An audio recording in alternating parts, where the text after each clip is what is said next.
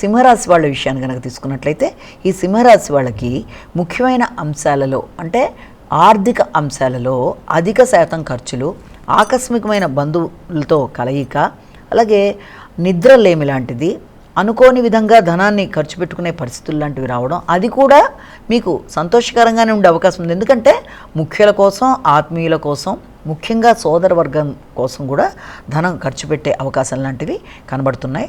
ఆత్మవిశ్వాసం అనేది పెంచుకునే విధంగా ప్రయత్నాలు చేస్తారు. అంతేకాకుండా శక్తి పెరుగుతుంది.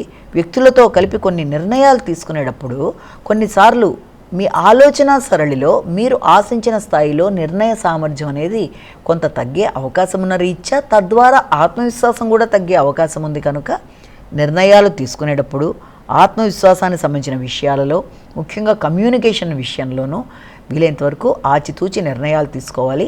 ఉన్నత అధికారులతో మాట్లాడేటప్పుడు, వారి సలహా సంప్రదింపులు స్వీకరించేటప్పుడు కమ్యూనికేషన్ విషయంలో అధిక శ్రద్ధతో ముందుకు వెళ్ళి ఆత్మవిశ్వాసాన్ని పెంపొందించుకునే దిశగా కృషి చేయాలి.